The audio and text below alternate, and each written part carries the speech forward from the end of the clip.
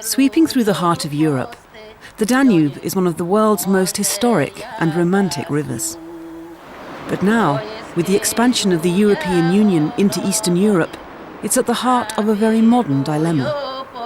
How to create prosperity through trade and development without destroying the environment.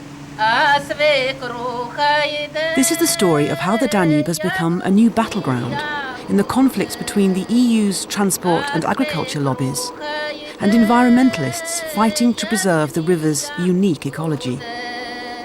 Can the EU uphold its own commitment to environmental sustainability?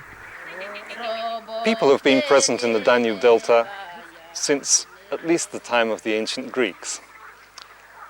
Communities have come here, settled, moved away, and generally speaking, they have left no trace of themselves when they've gone.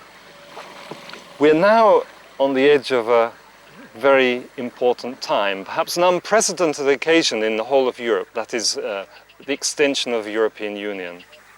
Many people in these countries have very, very high expectations. They expect the European Union to arrive and change things like a fairy godmother.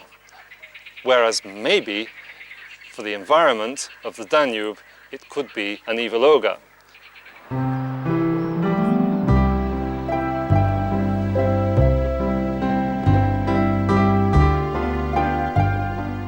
The Danube is Western Europe's longest river. It runs nearly 2,800 kilometres from its source in the Black Forest in Germany to the Black Sea. It is the world's most international river, connecting 18 countries. The Danube and its tributaries comprise a river basin that covers 1/10 of continental Europe. Because of Strauss's waltz, the Danube is forever associated with the beauty and grandeur of Vienna. But the Danube isn't blue, and this isn't Vienna. This is Vienna. Danube was seen as something of a threat to people from Vienna. And in fact, they built a canal to take the Danube round the back of Vienna because they were afraid of it. It was something that brought them floods, diseases, pestilence, didn't look very good at that time, and they preferred that it wasn't around. But it's not just the Viennese who have ambivalent feelings about the Danube. As Europe's main artery, it's always provided a vital transport link between Eastern and Western Europe.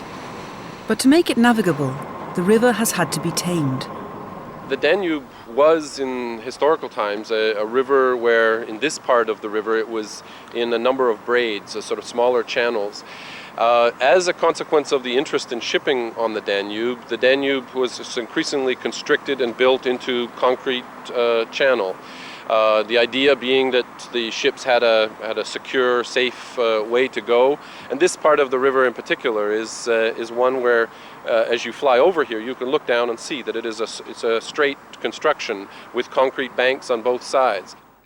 Over the last 30 years, the European Union has actively encouraged both the expansion of river transport and intensive farming methods. Now, with Brussels' power in the ascendant, and as the EU expands into Eastern Europe, the threat to rivers on the continent is set to increase.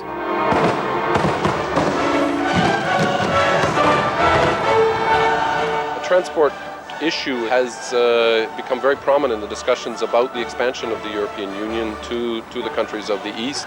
There is a trans-European transport policy that has been developed that sees the Danube and other waterways as simply waterways for transport, not as rivers, but as transport highways.